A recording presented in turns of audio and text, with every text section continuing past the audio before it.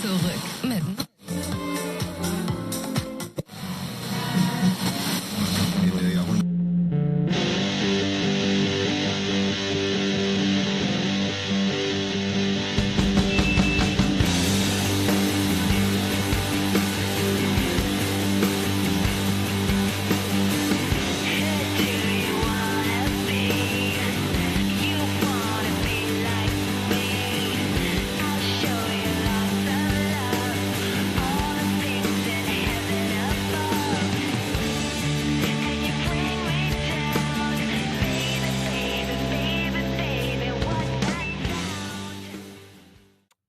I'm going to comment again because it's gorgeous.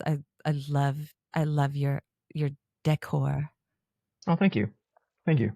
It's very nice to me. I always like seeing artists, like how they do, because I feel like, and maybe I'm wrong, that a lot of times for a person that's a very creative person or an artist type person, that their home is an extension of themselves.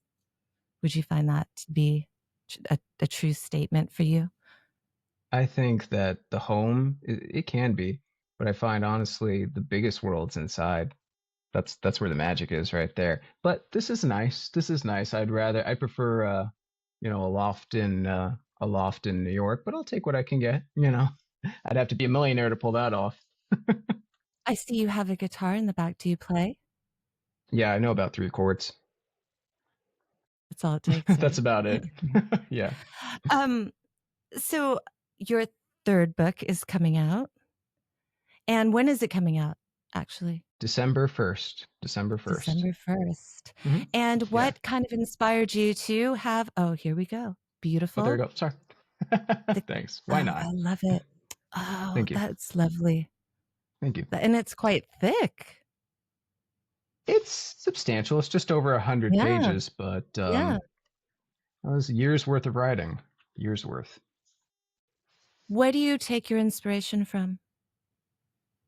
My inspiration comes from really, it's very people oriented. I find a lot of people that have inspired me, living and dead. This new book, it's one of the reasons I called it Pantheon, because one of my favorite places in the world is the Pantheon in Paris. I actually snuck into a Patti Smith concert there once. And that's a story for my grandkids. But I was just aghast at how it's not chock full of people. There's actually a very select, curated amount of people there, and they're chosen very, very deliberately. And I thought, well, why don't I orchestrate the book in the same way? So it's just things that really, really reflect my mind right now. And I kind of culled inspiration from not a lot of sources, but really what's in my head. And that is it. It's travel. It's when I was in Europe several years ago and just kind of, I mean, essentially homeless. I didn't know where I was going one day to the next, and kind of chasing a love that didn't really exist and finding a lot of beauty in that. It was like a studio canal film come to life. And Yeah, it was rough, but it was also very beautiful. There's some of that in there.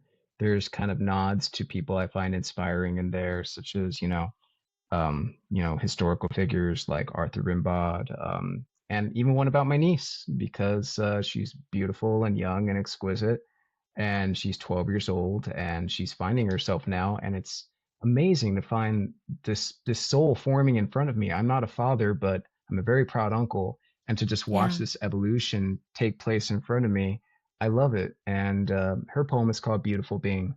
It's a little maudlin, but it comes from a good place. Yeah. I think that, for me, I think I was about that age when I first started writing poetry, and I think it was just a way to kind of express yourself in maybe a way that you couldn't to somebody else. So I think that poetry is such a beautiful subject. It's interesting to me. Do you find that a lot of people in a younger generation are not into poetry as much as maybe people 40 and above?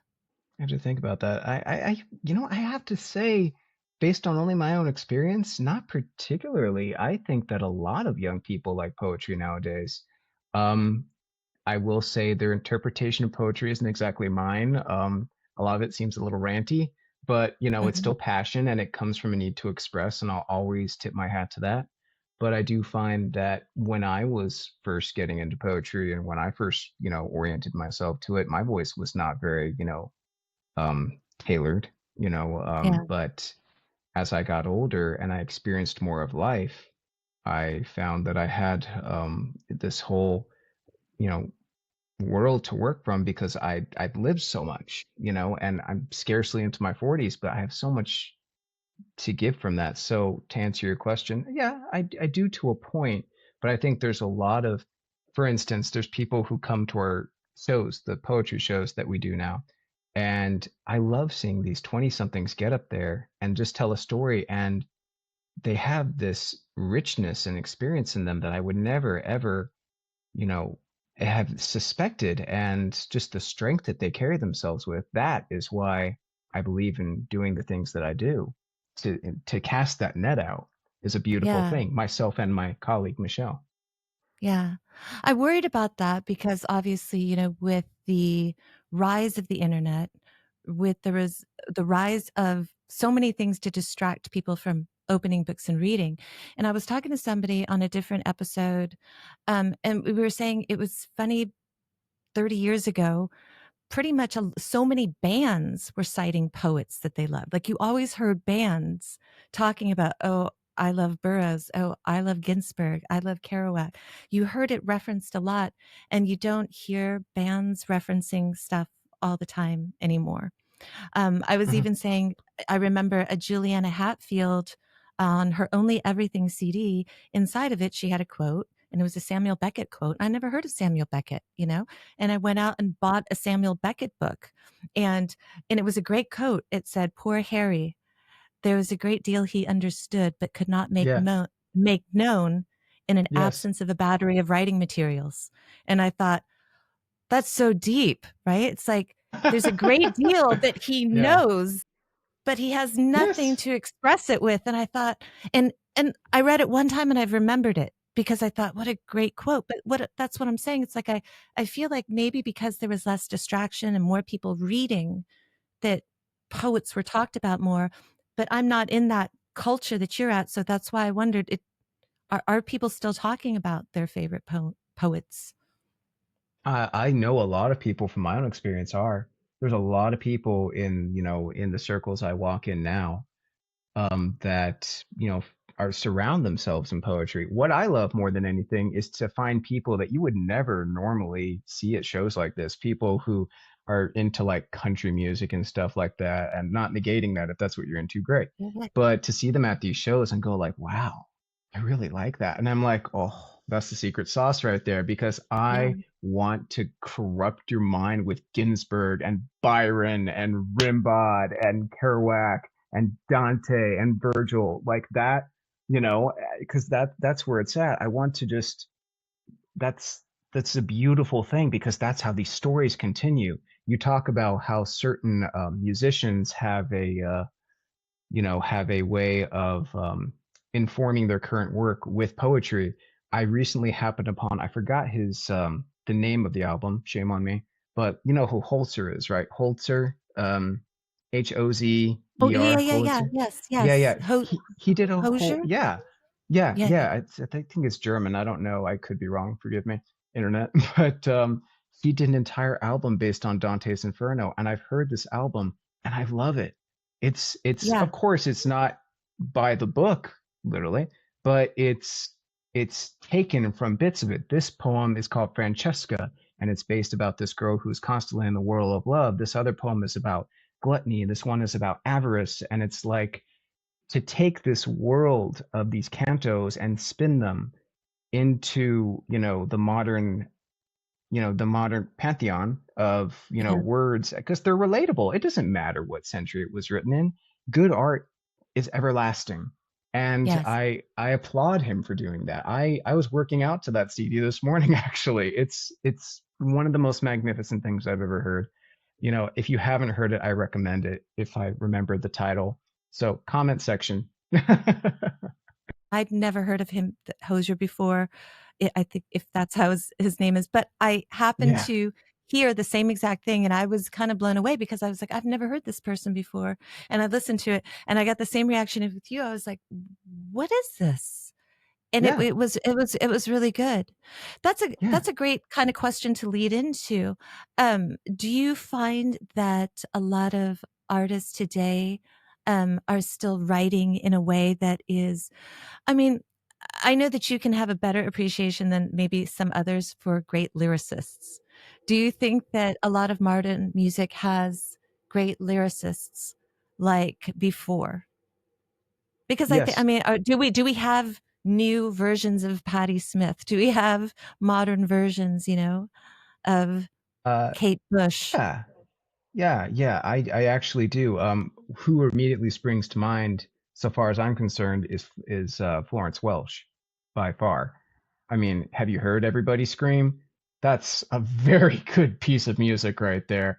And I heard the whole backstory behind it because my friend Michelle is, we're actually planning on going to see her in Glendale, so that'll be fun. But she talked about her whole story behind that, about almost dying, and I also feel it's relatable to nowadays because you just want to scream. um and that is what you do. She did what an artist does. She takes pain and anguish and alchemizes it into something that is transformative but also a release. And yeah, I love Florence. I have the greatest respect for her, and she does have a Kate Bush vibe. I won't deny that. Yeah, yeah. I mean, great, great vocals. Are there any new artists that you've discovered lately that you're kind of obsessed about? Let me see.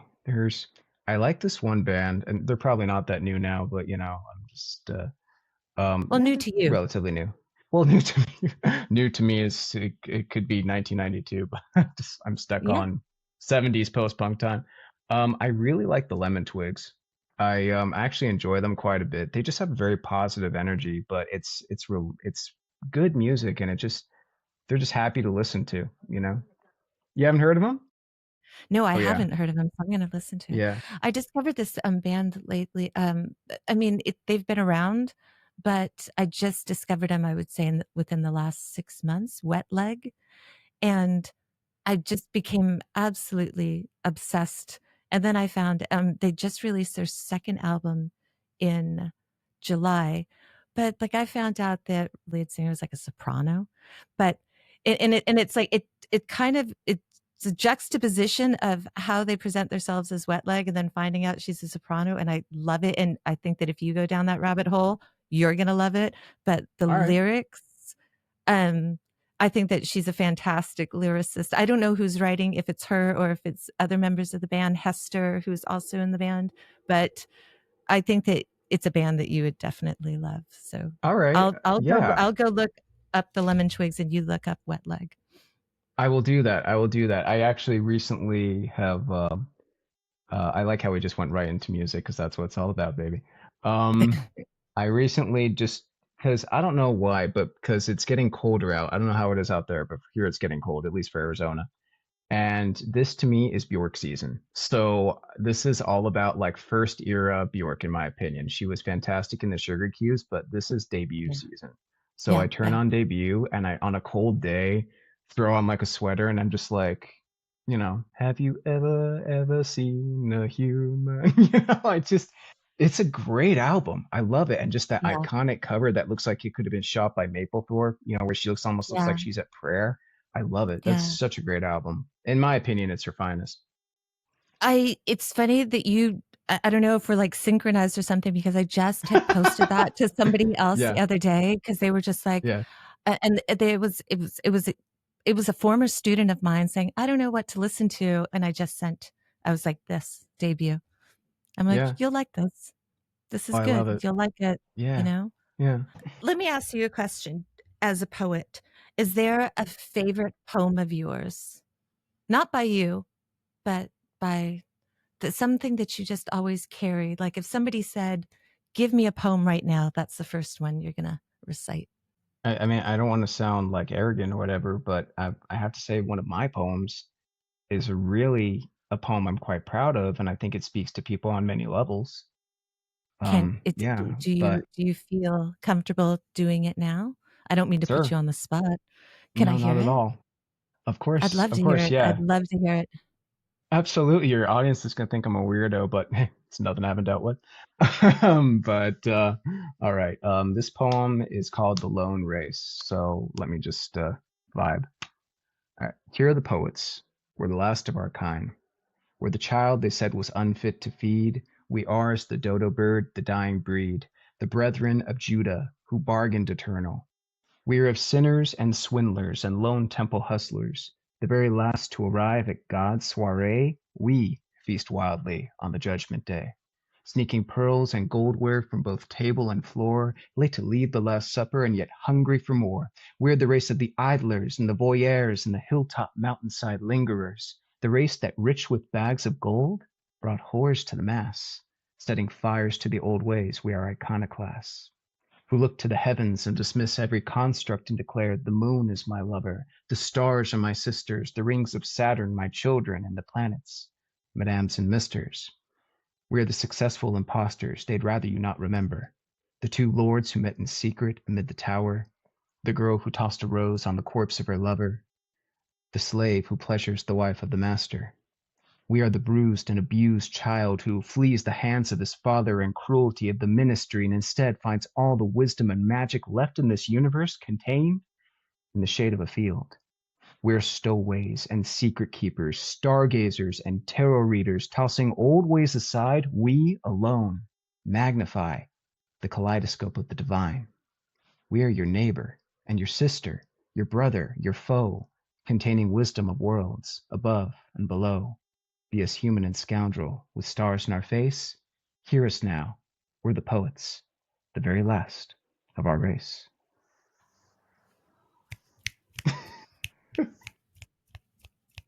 Wow. That was much more than I bargained for. Like, I thought you were gonna do something that was lovely.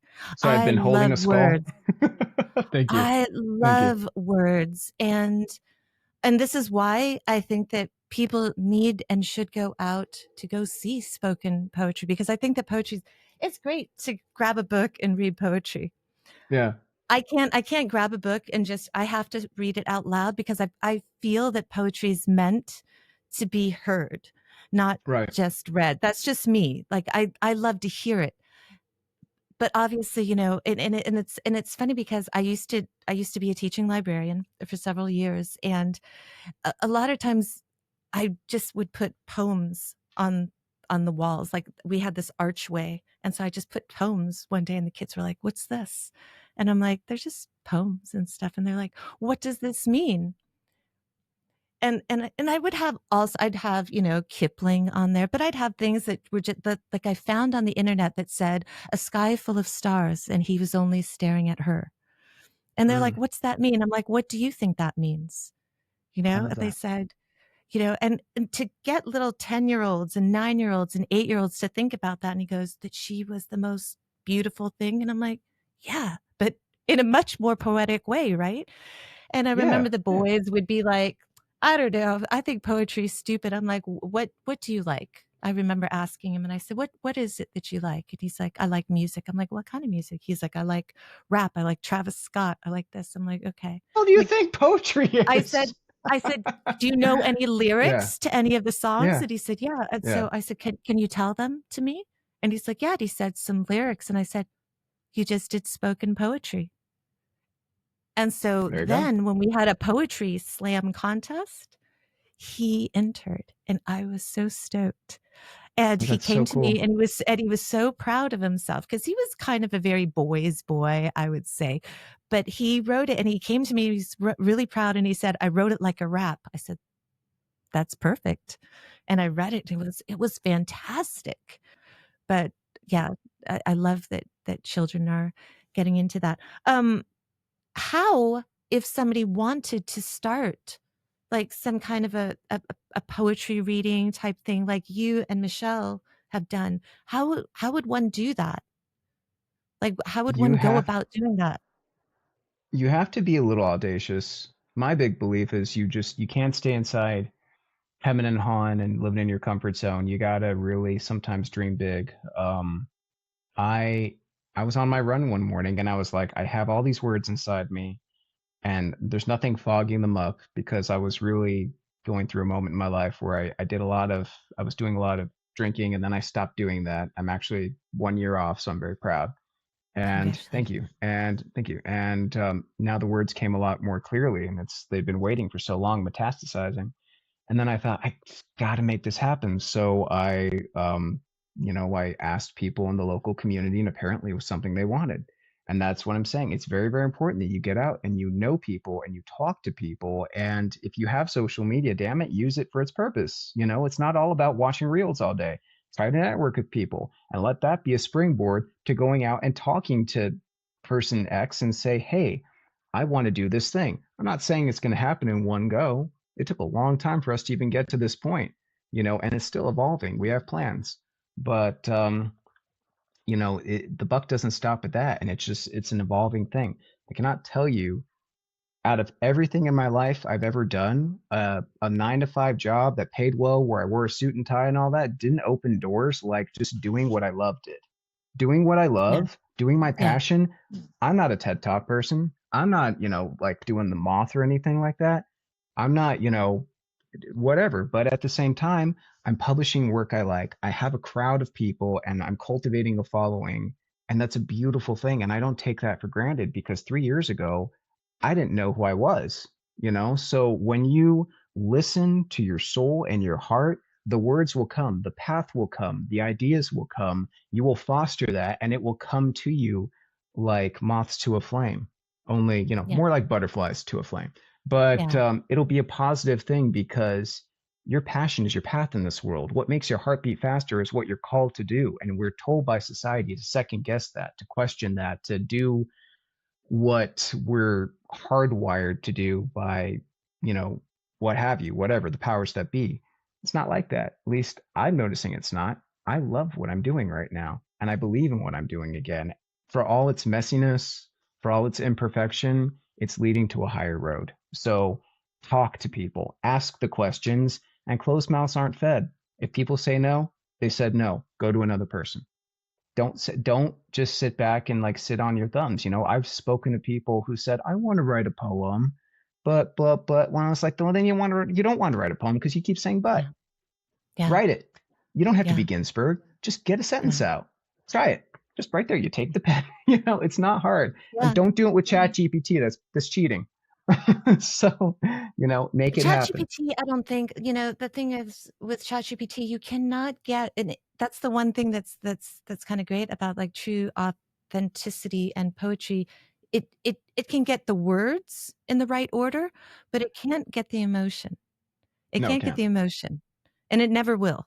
I don't think it ever could get human emotion. So it's like, yeah, it can arrange words in a right way and stuff like that, but you can almost read that there's no emotion in that. There's not the feeling of that. Um, it, I think that I can't see it being eloquent. Maybe it can someday, hopefully not. But I think the human experience is such a beautiful thing. Do you carry a notebook around with you everywhere? Yeah.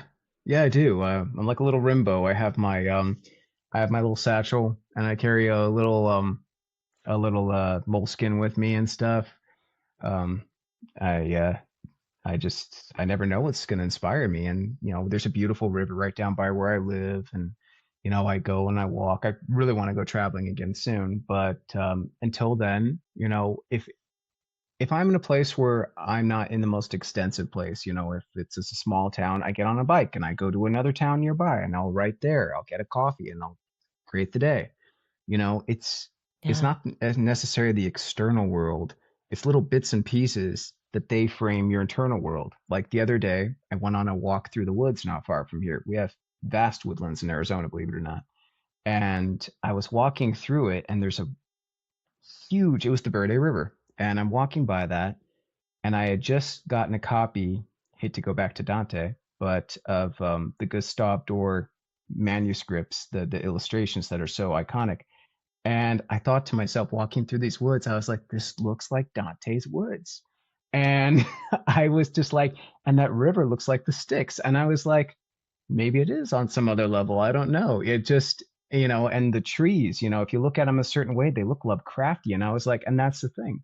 the inspiration is all around you. We've just trained Yes. ourselves not to acknowledge it anymore, you know? Yeah. And, I don't need to trip on acid or do shrooms, man. All of that's already in me. I need no enhancement whatsoever. I'm good. Yeah. Because I'm informed and constantly in a state of inspiration by looking at things that people wouldn't even bother looking at, you know? Yeah. It's funny because a lot of people, my close friends used to complain in the beginning. They're like, "Oh my God, you post so many stories." That's the first thing they say. They're like, "We turn on your stories and we see like the whole thing is filled, like 50, you've posted 50 stories." And then after a while, they're like, "We kind of like your stories. They're like all over the place. And they're just like beautiful pictures of like a bumblebee falling asleep in a flower or some fjord, you know?" And they're like, Yeah. I'm like, "Yeah, it's all of it." I'm like, because the world is really beautiful. And I'm just like constantly amazed. And there's nothing negative on my stuff. It is random. Sometimes it's a poem because I love Yeah. words. Sometimes Yeah. it's a fjord, you know, sometimes it's a I like a funny fjord. animal thing, you know, like, Yeah. you know, I mean, but it's like this reminder of like, I think it's kind of a reminder for me, and I'm sharing it of this world is so vast. Let's put it all in perspective. Like the stuff that I might stress about or think is important is not so important. You know, it's like when you kind of look at the bigger picture. And so let's focus on things. There's a line from Moaning is the band, and they have a song and it says, um, "Tell me what you like. I only know what you hate." And it's a simple line, but it's a great line because you do hear from so many people telling you, "I hate this and I hate that and I hate that this is happening and I hate," and that's great that you dislike what's happening in the world or you're upset with the world, but I don't feel like enough is being talked about of what people love. So I'm constantly asking people, "Hey, what do you love right now? Like what's a band you love? What's a movie you love? What's a movie you love, Chris?" Well, I'm really quick going to what you say. I'm tired of being told the world sucks. I have eyes. I know what sucks. Tell me Yeah. what's good. I saw Yes. something the other day that was on social media where people were like being nice to each other, and I commented, got a lot of likes. I don't know why. Isn't this lame that this is an anomaly and we do need to do a special page about this? Really? And everyone was like, here, here, because it shouldn't be like that. But to go to the movie, what's a movie I saw recently that I really liked? Goodness gracious. See, I would know it in the back of my head. Uh, shoot. You know what? I have like 30 movies I could mention, but a movie I really love is it's one of the most beautiful films I've ever seen in my life. Aesthetically, um, the cinematography is gorgeous, and it's a tearjerker. It's with Robin Williams. It's called What Dreams May Come. I don't know if you've Oh seen that my movie. god. I've actually just recommended this movie to somebody Hmm. recently. I'm like, "Have you ever seen What Dreams Make?" It is God, gorgeous. It is one so of the much most emotion. beautiful movies. Yeah, so Yeah, much it is one of the most beautiful movies I've yeah, ever seen, but also yeah. but again, puts everything yeah. Yes, yes. That's a great movie. If people can't find it, torrent it if you can. No, you could. It's It's a for beautiful free on movie. YouTube. Actually, it's for Oh, free on is YouTube. it? Some saintly individual put it for free on YouTube. So bless you, It's a whoever you beautiful are. Annabelle Sciorra is in it, Cuba Gooding Jr. is in it. I mean, it's a beautiful, Oh, it's beautiful, gorgeous. beautiful movie. Rosalind Chow, this beautiful Chinese. Yeah, But let me see another movie. What's a movie I enjoy? Let me see. What movie? Oh, you know what? I loved Perfect Days by Wim Wenders. I really enjoyed that movie. Have you I'm seen gonna that movie? no, I'm Yeah, gonna I write it love down. Wim Wenders. It's relatively well known at this point. It's about a janitorial worker in Tokyo, Mhm. and it's all in subtitles, but that doesn't bother me. And he just has a happy little life. He listens to cassettes, and he loves these cassettes, one of which is Lou Reed, hence the name Perfect Days. And he just, he lives a drama-free little life, and it's very, I don't know. It's just like there's no little like higher lows. It's not very fluctuant, but it just tells him how it's almost a Buddhist story about how he's just grateful for what he has, and not everyone needs this grandiose existence. Because what I've noticed is with the grandiose existence comes with a lot of shit. and he Yeah. just knows this, and he's just a happy guy. He sleeps on his little, his little like futon and stuff, and he listens to, his music, and he's grateful, and it's more than I'm giving it credit for, but trust me, Yeah. it's a fabulous movie, and it's beautifully done, and it really does shape your perspectives. I love that. That's why I love to ask people that are artistic because they always have like a different, kind of Yeah. idea of like what's a great movie, and they tend to a lot of times be these beautifully artsy movies. Like I've also been recommending to a lot of people Amelie, which in I my love time, your Amelie. generation was huge, right? But like a lot of people are like, Yeah. I've never heard of this, and I'm like, Mhm. you must go watch this Yeah. movie. It's such a beautiful Mhm. movie. Yeah, it's a great movie. What I wanted to ask you also was, in terms of like when you wrote your first book, that takes a lot of confidence to do. It takes also a lot of discipline to do because I think a lot of people have ideas of like, I'd like to put out a book, but it does take discipline to go out and whether you have a publisher or you self-publish and how do you keep propping yourself up? Is it a good support? Do you have a good support system? Because some people have a great support system that's going to keep pushing them. Some people just raw dog it alone, right? How is it? How was it for your experience? Um, I have to say, I've always had one thing that's always been prevalent when I write a book is I always have a scene that's kind of bowing me along. My very first book I wrote, and that was in 2011, and it's very small. It was practically a zine. I don't even think that zines then, but I had a scene that was out in Seattle, and they were very supportive, and they bought tons of copies of it. And the second book, same thing. I always had a group. It's like every single time I have a group, because when I was out on my own and not really, creating as much, or when I wasn't really putting myself out there with people, there's no energy to feed off of.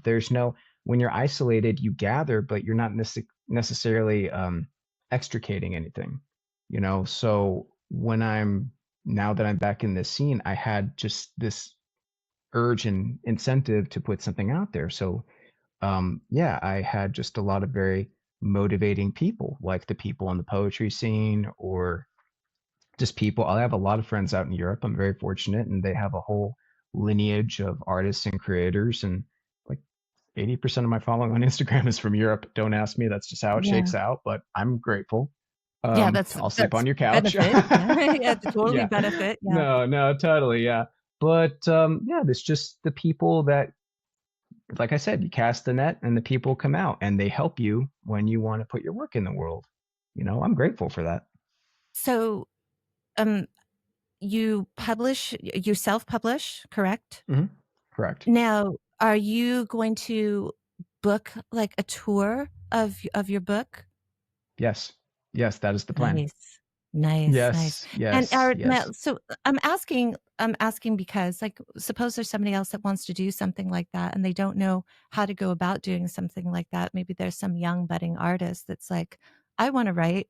How did he do it? And, yes, you can, Google or ask, on the internet, but sometimes that's not all accurate or it's not as Yeah. easy or it's not as, you know, I'm asking a real world experience. Is it difficult? Is it discouraging? Is it, like you said, on your end, it was really supportive in terms of people buying the book and stuff.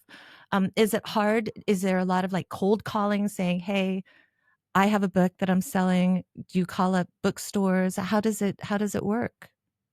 You have to not be ashamed to network yourself. You have to do what I call the shuck and jive and just put yourself out there. Um, because unless you're someone whose name is its own commodity, unless you're someone Yeah. whose name is its own ticket, which I sadly am far from, but I'm still young. There's a lot of opportunity. You just have to be unashamed to knock on doors, metaphorically, sometimes physically. I did that. I have no shame when it comes to promoting myself. There's two poems in here that are, one is Italian, one is French. Well, I have a lot of friends that are Italian and French, and they're going to be reading bits of the book and posting it on their gram and tagging it. If you use Yeah. social media for its intended purpose instead of just, sassy cat videos, you can really get something out of it and it opens doors. One of the people I've connected with, and I cannot believe this happened, this I hope doesn't come off as a brag, is Gerard Malanga. Gerard Malanga was Andy Warhol's assistant, and we are in communication now, and I'm sending him a copy of the book when it comes out. And the fact that he came to me, I didn't go to him. I just Yeah, yeah, commented. And then, yeah, yeah, and now we have this communication. I'm aghast at how that plays out. And if your intentions are pure and you just put yourself out there and you don't do it for your ego, but you do it for your work. Because the thing is, your work is your child, it's your baby. You want the best for it. You want the best experience. You want it to have a good life. You want to yeah, keep it clean. So you're going to do everything you can for your child, which is your work. yeah, So that's a complex answer to a simple question, but you see where I'm coming from. yeah. Going back to what you were saying, social media is really great. Do you think that artists, whether they are poets or whether they are indie unsigned bands, whether they are digital artists, do you think that they are, and I don't mean to draw negativity to it, do you think that they're supportive enough of each other under social media? I was just talking to somebody about this the other day, and I said, I follow a lot of indie bands, I follow a lot of indie artists, and I see them post their stuff on stories, but I don't see a lot of people posting other stuff. It makes me kind of sad. I'm like, we should all be posting stuff that we love. And then there's Yeah, great accounts out there that repost everything, yeah, yeah. for no reason, and I'm like, oh, that's really good. Like, there's a band called an account called 120 Revisited, and he just posts 120-minute videos from MTV, old 120-minute videos, which were always like the dark wave stuff that we wouldn't see during the I remember daytime. that. Yes, yes, You dark get wave. finally Yes. get like Echo and the Bunnymen at that Oh, hour at night or I something. discovered them when I was 10 years old and I was just completely I discovered Oasis when I was 9 and I was like enthralled with them. I was like, why is everyone listening to Pretty Fly for a White Guy? I'm listening to Oasis. So, Yeah, I was never it was yeah, 1998. We didn't know any better. But I find that yeah, sometimes a lot of the artists don't really tend to help each other around. I don't think that's anything malicious. They're just so yeah, into building their world. Maybe yeah, they find it cluttersome. I don't know. But I do believe in helping artists. I try to help artists I believe in and I see something in because a lot of yeah, them, I hate to say it, it's kind of a flibberty gibbet and they just kind of come and go. You're like, where's that band? Oh, they broke up. They were just here, yeah, So yeah. there is one band I would like to mention, if I may, and it is a band that I'm very close with. They're here where I live and they're very talented. My friend Maddie Amato, if you look them up, it's a band called Matteo Amaretto, very Okay. talented, and they're actually playing backup on a gig I'm doing December 3rd that is the book launch party. So I'm excited Ah, about that. and Yeah. where is your book launch party going to be? You wanna It's going to plug be that? in the sure, no problem. It's in the Old Town Center for the Arts in Cottonwood, Arizona, where I'm located, only 20 minutes outside of Sedona. And Nice. it's a burgeoning scene. A lot of people are coming here, and I like to be in a scene that's burgeoning. I don't like to be in a place where people are jaded because there's nowhere to go and everyone's, you know, too into Yeah, themselves. I want to be in a place that's fostering and growing, like Jack's Beanstalk. So yeah, look up Matteo Amaretto. Very good band. nice. There's a band from Arizona I like that I don't even think that I don't even know if they're around anymore. I should look them up, but I just remembered they came and played some place in San Diego, and I heard them, and I'm like, "Oh, they're so good." They were called Mostly Bears, and I don't even know if they're around anymore, but they was, like, so good. Another question, um, and see, that's actually a really important thing that you were talking about, artists supporting artists. I mean, essentially, that is all of what you and Michelle are doing with your Yeah, project. That's all yeah. it's doing is really uplifting and supporting other artists. How do you think people can support each other more outside of sharing on social media? How do you think artists could support each other more? I had a friend who told me once who was an independent singer and he lived in Las Vegas and he told me It's very, very hard to have any kind of creative voice when you don't do social media because some of these artists like to be Luddites. That's kind of a thing that a lot of artists do. They're just, I don't like the term Yeah, old soul, but yeah, I mean, come on. So it's yeah, very hard to put yourself out there, but it can be done. But you have to go to every open mic, every single thing. You have to get numbers down. Everyone's going to ask for your handle. This is how it is. You can yeah, email.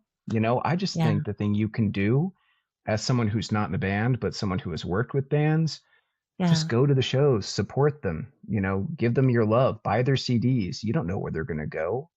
All the yeah, great bands that we love and talk about ad nauseum were, basically garage bands at one point. We yeah, have to give them our love because, I mean, Florence Welch had to start somewhere, yeah. and we just have to do that because how else in the world are we going to keep the lineage going? It's all poetry. When it's all said and done, it's all poetry. It's so easily misinterpreted nowadays. So, It's interesting that you mentioned that because I recently, during our last show that we did, um, I did a poem specifically for, this is perfect timing to mention this, the artist. Do you know who Marina Abramovic is? yes, I love her. I love her. I love her. I love her. She is, a lot of people can't, I love people who people can't stand. I don't know. It's my curse and my blessing. But not can't stand, but tend to divide the room a little bit. And I find she has one of the most fascinating takes on life ever. I've read her book, Walk Through Walls, cover to cover, and she's fascinating to me. And, you know, I, um, I think that there's a lot to take from her story, which is that she is just an artist who doesn't apologize. She has no Yes, limits. yes.